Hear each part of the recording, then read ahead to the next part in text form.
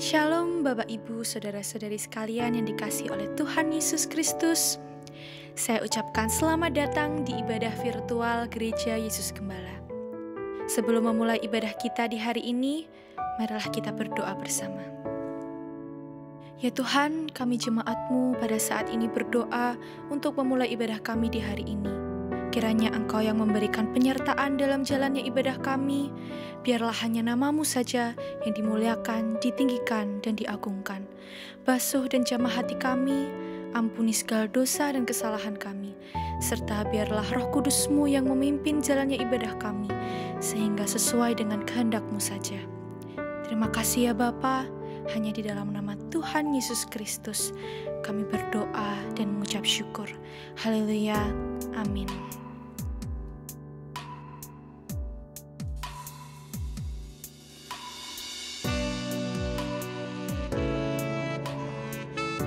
Mari kita tinggikan Dia, sebab Dialah Tuhan yang sanggup menyembuhkan segala penyakit kita. Dialah Tuhan yang sanggup melawat setiap hidup kita. Mari sama-sama angkat suaramu.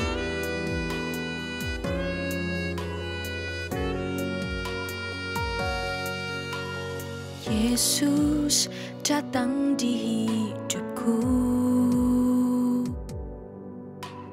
lawatku dengan hadir-Mu, jamah roh dan hatiku, sembuhlah diriku. Yesus datang di hidupku, lawatku dengan hadir-Mu,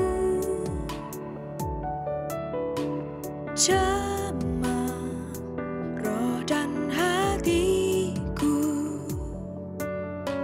sembuhlah diriku.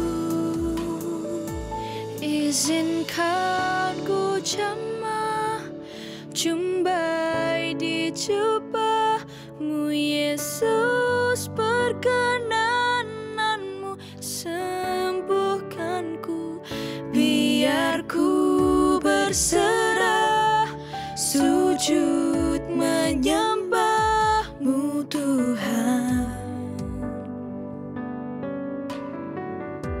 senantiasa.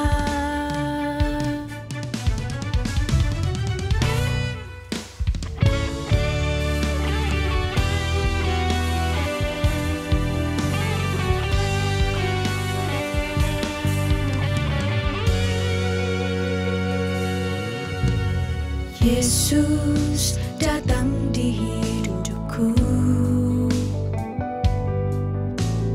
lawatku dengan hadir-Mu, jamah roh dan hatiku, sembuhlah diriku. Izinkan ku jamah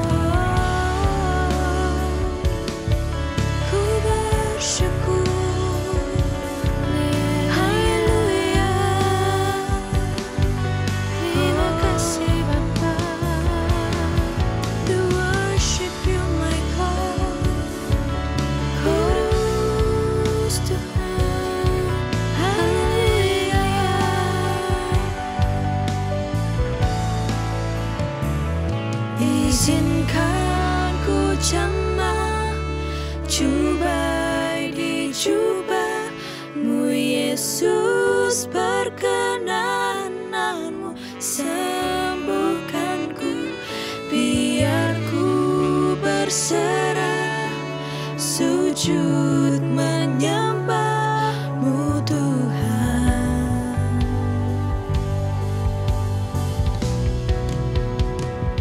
Izinkan ku jamah jumbai di jubah-Mu Yesus, perkenanan-Mu sembuhkanku, biar ku berserah, sujud menyembah-Mu Tuhan. Senantiasa, senantiasa.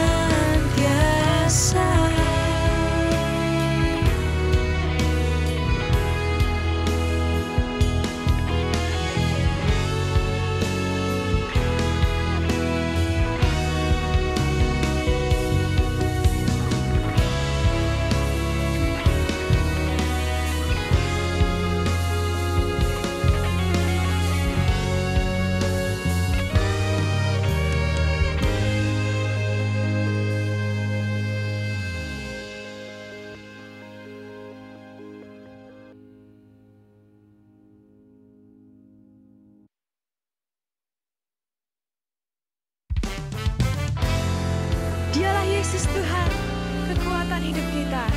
Mari sama-sama naikkan pujian ini bersama-sama.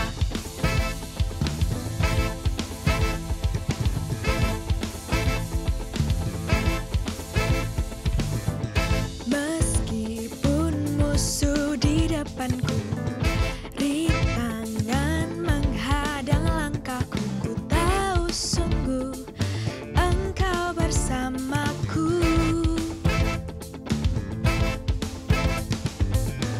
Beribu rebah jika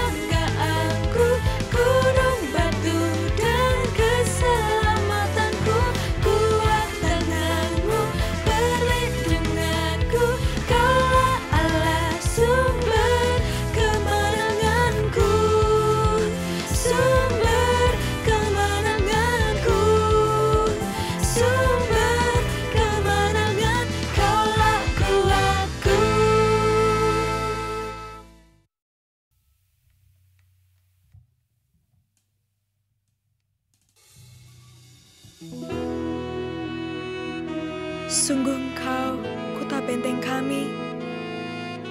Engkau hanyalah perlindungan kami. Kami mau naikkan sembah bagi-Mu Tuhan. Haleluya.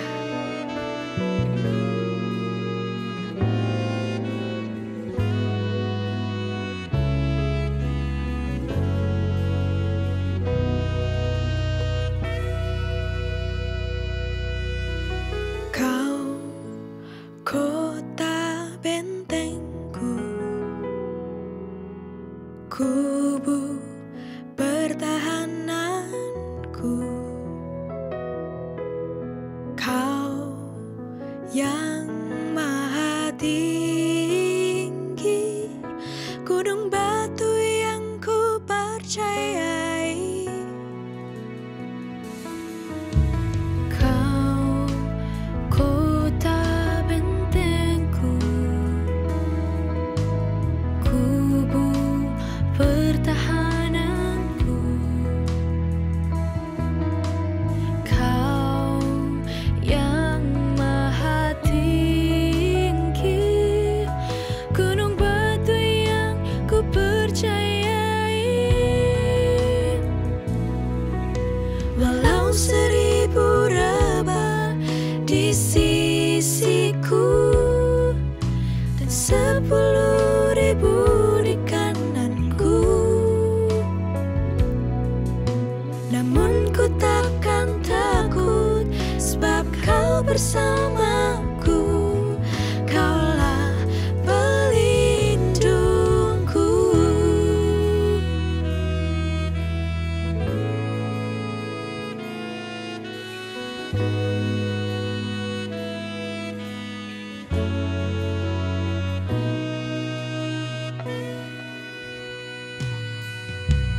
Kau kota bentengku, kubu pertahananku. Kau yang maha tinggi, gunung batu yang ku percayai.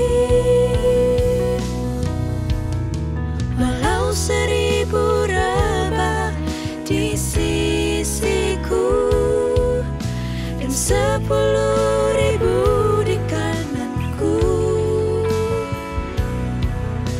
namun ku takkan takut, sebab Kau bersamaku. Kaulah pelindungku.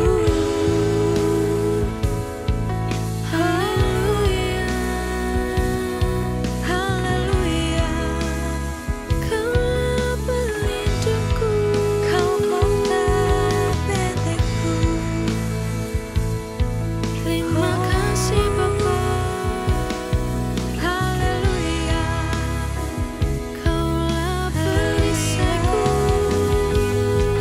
Terima kasih Tuhan. Ku worship-Mu. Kaulah yang disembah. Engkau kebenaran dan pengharapan yang memerdekakan.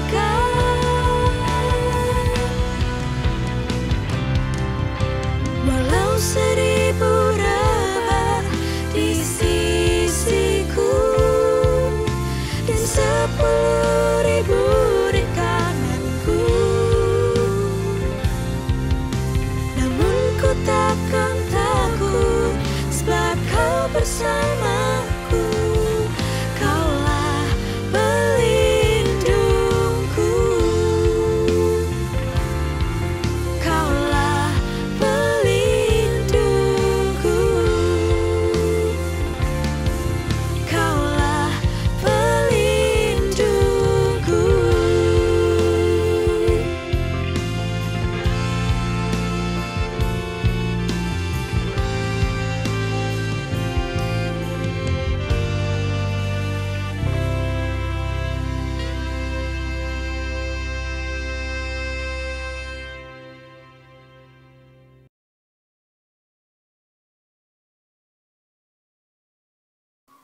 Shalom Bapak Ibu Saudara sekalian, selamat datang di ibadah virtual Gereja Yesus Gembala. Di bulan Februari ini kita punya satu tema, yaitu kasih ilahi, di mana kita percaya bahwa kasih Tuhan selalu menyertai memberkati kita. Mari kita siapkan hati kita untuk mendengarkan firman Tuhan. Kita tunduk kepala.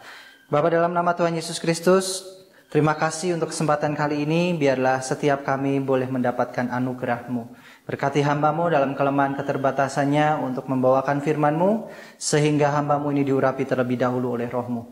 Berkati juga setiap umat-Mu yang sudah mempersiapkan hati untuk mendengarkan firman-Mu. Biarlah setiap firman ini boleh merema di dalam kehidupan kami dan kami boleh melakukannya. Beri kami tanah hati seperti tanah yang subur, sehingga benih firman-Mu akan bertumbuh berkali-kali lipat di dalam kehidupan kami. Dalam nama Tuhan Yesus Kristus kami sudah berdoa dan mengucap syukur. Haleluya. Amin. Bapak Ibu Saudara, dalam kesempatan kali ini kita boleh belajar satu tema mengenai kasih yang menggerakkan.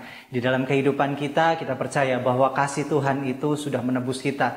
Pada kesempatan yang lalu kita belajar bagaimana kasih ilahi yang diinisiasi oleh Allah Tritunggal, Allah Bapa, Putra dan Roh Kudus, dan kemudian Yesus sebagai Putra Allah turun ke muka bumi menebus kita di kayu salib, sehingga yang percaya kepadanya beroleh hidup yang kekal. Di sini kita akan membahas bagaimana setelah kita dikasihi oleh kasih yang seperti itu, kasih ilahi inilah yang akan menggerakkan kita.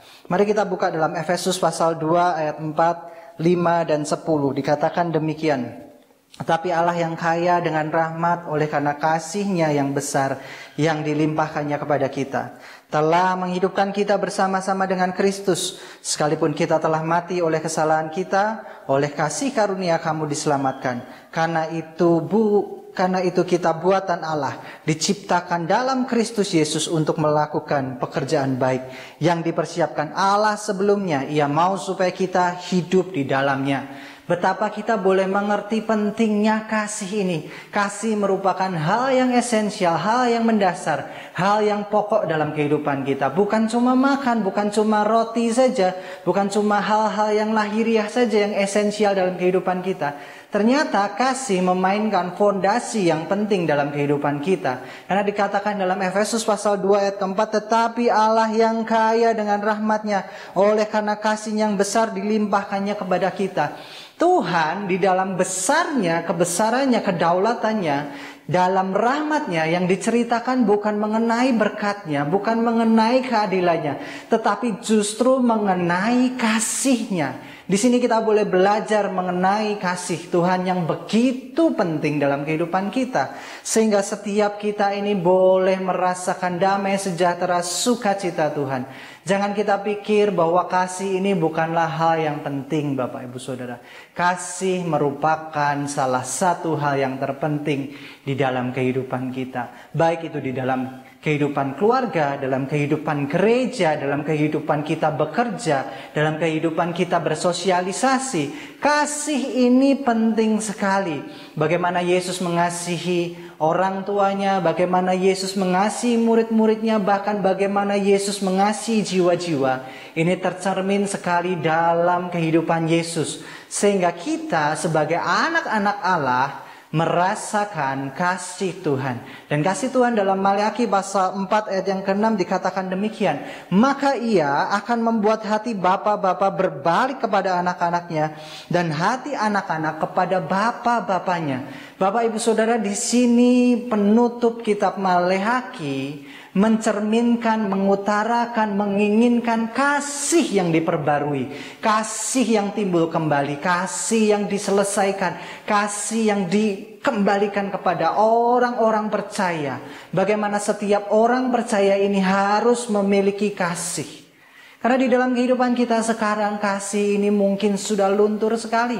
Kita seringkali dalam kehidupan yang sangat transaksional. Kalau engkau mengasihiku, aku mengasihi engkau. Kalau engkau baik sama aku baik sama engkau. Tidak hanya di dalam hubungan perdagangan saja, tetapi di dalam keluarga. Di dalam keluarga bisa terjadi sesuatu yang legalistik. Kalau anak-anak itu adalah anak-anak yang baik, maka bapaknya akan menyayangi anak-anaknya. Tetapi kalau anak-anaknya nakal, bapak ini akan membenci anaknya. Bapak Ibu Saudara, kasih seperti inilah yang biasanya akan menghancurkan kehidupan kita. Kasih yang bukan kasih sebenarnya. Kasih yang bukan diajarkan Tuhan kepada kita. Dalam kehidupan kita, kalau kita lihat sekarang ada beberapa berita yang kemarin saya baca. Contoh saja mengenai Bapak Koswara. Bapak Koswara ini adalah seorang yang sudah tua, seorang yang hanya memiliki sebidang tanah dan beserta rumahnya. Dan tanahnya ini ingin dijual oleh anak-anaknya. Meskipun Bapak Koswara ini masih hidup, anak-anaknya, ahli warisnya menginginkan rumahnya itu dibagi sekarang saat orang tuanya hidup. Ini adalah sebuah hal yang menyakitkan untuk orang tua. Dan ternyata setelah anak-anaknya ini menginginkan hak warisnya itu dibagikan, yang dilakukan adalah anak-anaknya ini sepakat untuk menuntut ke pengadilan. Yang di pengadilan sebagai penuntutnya adalah anak putrinya. Bapak Ibu Saudara, miris sekali.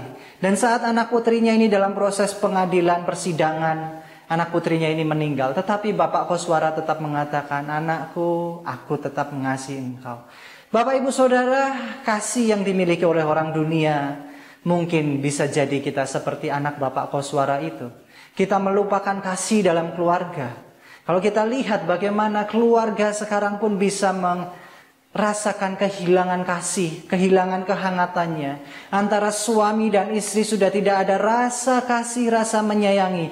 Aku hidup sendiri, aku melakukan ini, yang penting aku sudah melakukan tugasku, engkau harus melakukan tugasmu. Aku sudah baik, engkau harus baik. Bapak Ibu Saudara, kalau kehidupan keluarga seperti ini, yang terjadi adalah dalam keluarga akan terjadi hal yang tidak enak. Hal yang selalu menggali kesenangan pribadi dan mengorbankan orang lain. Dalam kehidupan kita sering lihat juga berita-berita bagaimana mudahnya orang tua dan anak bertengkar. Mudahnya antara anak yang satu dengan anak yang lain saling bacok, saling bunuh. Betapa mirisnya bahwa kasih sebagai bagian yang paling penting ini sudah hilang. Hal yang kedua adalah Bapak Ibu Saudara, kita boleh belajar mengenai dalam kehidupan kita adalah kasih yang menghidupkan. Karena kasih ini adalah yang membangkitkan kehidupan kita. Efesus pasal 2 ayat yang kelima dikatakan demikian. Telah menghidupkan kita bersama-sama dengan Kristus sekalipun kita telah mati oleh kesalahan kita. Oleh karena kasih karunia kamu diselamatkan. Bapak Ibu Saudara, percaya atau enggak? Orang yang berdosa itu hukumnya adalah dia harusnya tidak boleh mendapatkan kehidupan. Sama seperti waktu Adam. Waktu Adam berdosa, yang terjadi adalah dia diusir dari Taman Firdaus. Dia dikeluarkan dari Firdaus. Kemudian saat itu dikatakan Adam itu sepertinya terpisah dan mati. Dan di sini kita boleh belajar Bapak Ibu Saudara bahwa kasih ini menghidupkan kehidupan kita. Kasih ini penting sekali. Paulus menuliskan hal ini, dia tahu sekali bahwa dia sebagai orang yang kehilangan kasih akan Tuhannya. Dia menjalankan hari-harinya sebagai penganut agama Yahudi karena aturan-aturan. Dan dikatakan dalam Efesus pasal 2 ayat 1 dikatakan kamu dahulu sudah mati karena pelanggaran-pelanggaran dan dosamu. Kita ini harusnya bersyukur sekali saat kasih itu menutupi pelanggaran kita. Saat kasih itu membangkitkan kehidupan kita yang sudah mati. Harusnya orang yang sudah mati tidak bisa mendengarkan panggilan, tidak bisa bergerak, tidak bisa melakukan apa-apa. Tetapi oleh karena kasih karunia Allah, sehingga orang-orang ini boleh dibangkitkan kembali, dihidupkan kembali. Satu kali saya berada di dalam rumah sakit Bapak Ibu Saudara karena mengalami patah tulang saat SMP kelas 3. Di dalam kamar saya ternyata di sebelah laci tempat tidur ada sebuah kotak seperti lemari kecil begitu. Di dalam lemari itu ada Alkitab. Dan di dalam Alkitab itu, di dalam lemari itu ada Alkitab. Di dalam Alkitab tentu saja ada firman Tuhan. Dan saat itu saya akan dioperasi, kemudian papa saya menemani saya untuk membacakan sebuah penggalan cerita. Di situ saya dibacakan mengenai bagaimana Yesus akan mati di kayu salib untuk menebus dosa kita. Di situ saya menangis. Saya yang tadinya merasa aduh udah patah kaki, mengecewakan orang tua, dan di situ saya kehilangan kasih karena saya sudah menjadi beban bagi orang tua. Di situ firman Tuhan itu menghidupkan saya untuk saya kembali mencari Dia. Bapak Ibu Saudara, seringkali dalam kehidupan kita, dalam sakit kita, dalam keterbatasan kita kehilangan arah. Kita merasa sudah selesai, tidak ada waktu lagi, tidak ada jalan lagi. Yang kulakukan sudah salah, yang kulakukan sudah mengecewakan, yang kulakukan sudah tidak bisa diperbaiki. Ada juga Alkitab di penjara, Bapak Ibu Saudara. Kalau kita melihat bagaimana banyak orang bertobat di dalam penjara, bagaimana orang-orang mengalami kebangkitan rohani, kasih yang menghidupkan lagi. Orang-orang di penjara tadinya sudah, aku sudah di penjara, aku sudah punya cap jelek, aku keluar pun tidak akan mendapatkan sesuatu yang baik. Tetapi saat dia di penjara, dia mengenal kasih Tuhan. Dan dalam pengenalan akan kasih Tuhan ini, dia mengalami kebangkitan lagi. Oh, ternyata ada pribadi yang menerimaku. Oh, ada pribadi yang menghargai aku, yaitu Yesus Kristus. Aku mau bangkit, aku mau kembali untuk membangun menjadi berkat. Bapak Ibu Saudara, berapa banyak kita mendengar kisah-kisah seperti itu. Sama seperti Paulus. Paulus adalah seorang penganiaya jemaat, penganiaya orang Kristen. Sebelumnya namanya Paulus, dia adalah Saulus. Saulus ini adalah orang yang menganiaya orang Kristen dengan setia. Kita akan belajar mengenai kasih yang menggerakkan. Kasih Tuhan ini menggerakkan kita untuk mengasihi orang lain. Efesus pasal 2 ayat yang 10 dikatakan demikian. Karena kita ini buatan Allah. Kita ini diciptakan dalam Kristus Yesus untuk melakukan perbuatan yang baik, pekerjaan yang baik, yang dipersiapkan Allah sebelumnya. Ia mau supaya kita hidup di dalamnya. Bapak Ibu Saudara, Tuhan mau di dalam kehidupan kita menjadi baik sesuai dengan rencananya. Kita menjadi orang-orang benar, kita menjadi orang-orang yang bijaksana, kita menjadi orang-orang yang menjadi berkat bagi orang lain. Tahukah Bapak Ibu Saudara, seorang penulis Efesus ini adalah seorang yang tadi saya sudah katakan, orang yang hilang arah, orang yang mengalami keputusasaan, orang yang mengalami satu hal yang menghantam dia dan dia merasa, aku salah jalan. Kisah Para Rasul pasal 22 ayat 21 dikatakan demikian. Tetapi kata Tuhan, pergilah kepadaku, pergilah sebab aku akan mengutus engkau jauh dari sini kepada bangsa-bangsa lain, dan aku telah menganiaya pengikut jalan Tuhan sampai mereka mati. Laki-laki dan perempuan kutangkat dan kuserahkan ke dalam penjara. Bapak Ibu Saudara, lihat bagaimana kasih Tuhan menghidupkan Paulus yang tadinya adalah penganiaya jemaat, penganiaya orang Kristen. Bahkan dia menyaksikan orang-orang Kristen itu layak untuk dibunuh. Kalau kita lihat, Paulus ini seorang yang jahat sekali. Orang yang mungkin kalau kita ketemu, kita takut sama dia. Kita nggak mau sama dia. Tetapi justru Tuhan katakan, aku memilih engkau untuk menjadi rasul bagi orang-orang non-Yahudi. Di sini pun juga muncul pertentangan dalam hidup Paulus. Paulus yang dalam perjalanan ke Damsyik, dia tiba-tiba dibutakan oleh cahaya yang begitu terang. Dan ada suara yang mengguntur dari langit dan mengatakan, mengapa engkau menganiaya aku, hai Paulus? Dan di situ Paulus bertanya, siapakah engkau? Akulah Yesus yang kau aniaya. Dari langit muncul suara itu. Dan kemudian Paulus mengalami kebutaan. Paulus mengalami masa-masa di mana dia merasa gelap sekali, tidak ada jalan keluar. Dia menghadap ke Ananias, dia ingin disembuhkan. Dan pada saat dia sembuh, dia mundur dan ada di India selama beberapa waktu untuk dia merenungkan perjalanannya, untuk dia merenungkan bagaimana dalam kehidupannya. Dan kalau kita lihat bagaimana perjalanan Paulus di India ini ternyata tidak menghasilkan banyak murid Kristus. Dan di situ dia kembali lagi ke habitatnya, yaitu di mana? Di Yerusalem.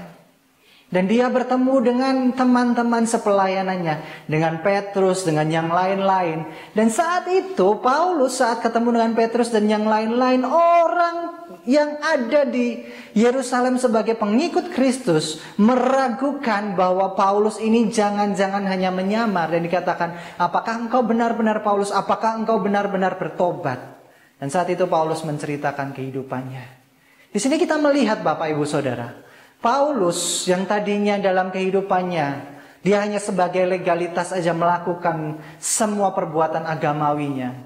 Cintanya akan Tuhannya karena aturan-aturan yang dibangun. Cinta akan Tuhannya karena ada perintah-perintah yang harus dia taati. Dan saat dia bertemu dengan kasih yang penuh itu, kasih yang mengubahkan, yang menggerakkan, yang menghidupkan tadi, Meskipun dia mengalami kebutaan sementara. Bahkan ditafsirkan bahwa duri dalam daging Paulus adalah matanya yang tidak bisa sembuh sempurna. Tetapi Paulus tetap setia melayani Tuhan di dalam kasih Tuhan. Sama seperti kita, kadangkala kita ini berdebat, Pak, vaksin boleh nggak? Saya ini bingung Bapak Ibu Saudara. Kadangkala orang Kristen ini tanyanya bukan pertanyaan yang berkualitas. Mengapa tidak boleh saat pandemi begini nggak ada jawaban, vaksin sudah diuji, sudah dikeluarkan, banyak orang mengharapkan ada jawaban atas pandemi ini. Orang Kristen masih bertanya, Pak, vaksin boleh atau enggak? Kita ini nggak punya dalil, ya tidak boleh, enggak. Yang kita punya adalah cinta kita sama Tuhan akan membuat kita ini bergerak melakukan sesuatu yang baik. Bergerak melakukan sesuatu yang benar menurut kasih anugerah Tuhan. Di dalam kehidupan kita, Roh akan memimpin kita melakukan sesuatu yang bijaksana. Sesuatu yang membawa kebaikan bagi orang lain. Kita jangan banyak mendengarkan hamba-hamba Tuhan yang mungkin tidak belajar akan kasih karunia Tuhan secara penuh. Dan dia mengatakan, vaksin itu nanti ada chipnya. Saya rasa banyak hamba Tuhan yang kebanyakan nonton film Hollywood. Kingsman itu adalah salah satu film yang dimana dia bisa nanamin chip di leher dan kemudian kalau dipencet kepalanya meledak. Ada hamba Tuhan yang bilang nanti chip kalau udah dipencet nanti orang mati. Bagaimana caranya memberikan chip yang banyak di dalam vaksin dan gak kelihatan? Kita janganlah menjadi orang yang bodoh. Justru kita ini dalam masa-masa seperti ini, kita harus menjadi bijaksana. Sebagai penutup saya punya satu ilustrasi yang kemarin saya lihat. Ada seorang bernama Bruce Stephen Matthew. Orang ini adalah seorang di Singapura sana. Orang ini adalah orang yang kira-kira umurnya 40 tahun sekarang. Bruce Stephen Matthew ini lahir dari keluarga broken home. Dia besar bersama ibunya dan ayahnya meninggalkan sejak Bruce ini masih kecil. Saat Bruce kecil, dia bertumbuh sebagai seorang yang tidak punya teman. Mamanya bekerja, dia dititipkan di tempat neneknya, kemudian dia tidak punya komunitas. Bruce ini tumbuh waktu umur 13 tahun di dalam komunitas yang salah. Bruce tumbuh di dalam komunitas geng yang tidak benar. Sejak umur 13 tahun, Bruce sudah mengenal ganja, sudah mengenal rokok, obat-obat terlarang. Berangsur waktu, Bruce bertambah dewasa, berumur 20 tahun, Bruce terlibat dalam satu perampokan, satu kejahatan. Dan Bruce umur 20 sampai umur 30 tahun keluar masuk penjara, Bapak Ibu Saudara. Satu kali dalam masa penahanannya, Bruce ini dikunjungi oleh anak perempuan bersama istrinya. Saat itu, Bruce duduk bersama anak istri dan istrinya. Istrinya ini membawa anaknya yang sedang berulang tahun. Umurnya baru 7 tahun. Kemudian si anak ini bercerita bersama ayahnya di penjara itu. Dan satu kali anaknya ini bilang, Papa hari ini aku ulang tahun. Papa peluk aku dong, gendong aku dong. Dan si Bruce ini terdiam begitu saja. Dia tidak bisa menggendong anaknya. Dia nggak bisa yang namanya peluk anaknya. Karena dia nggak tahu bagaimana caranya mewujudkan kasihnya. Dia malu dilihat teman-temannya. Dia bilang, aduh kalau aku peluk anakku, apa yang dilihat orang lain? Kalau aku memeluk anakku dan mengangkatnya, orang lain akan anggap aku lemah. Dan tiba-tiba anaknya ini yang perempuan umur 7 tahun, dia nangis sejadi-jadinya, dia menggelepar di lantai dan dia bilang, ayah jahat, aku mau pulang sekarang mama. Dan kemudian kejadian itu memicu orang lain untuk melihat apa yang terjadi pada Bruce. Dan kemudian mamanya membawa pulang anaknya.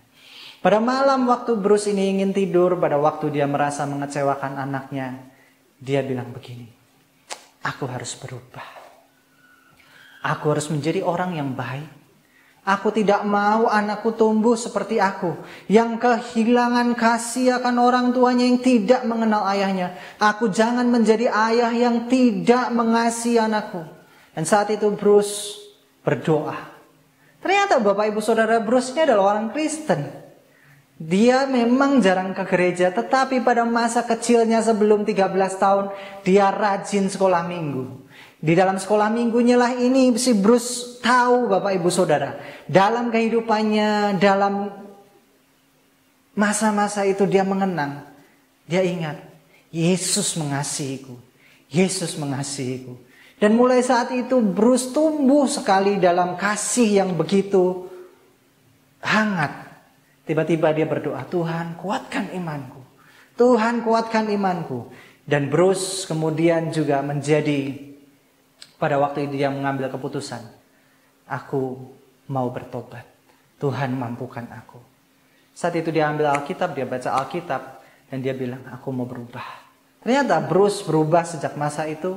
Dia melakukan hal yang baik, dia melakukan segala sesuatunya dengan baik, dan dia dipercepat pembebasannya. Saat dia bebas, dia kembali ke keluarganya, dia menjadi orang yang baik.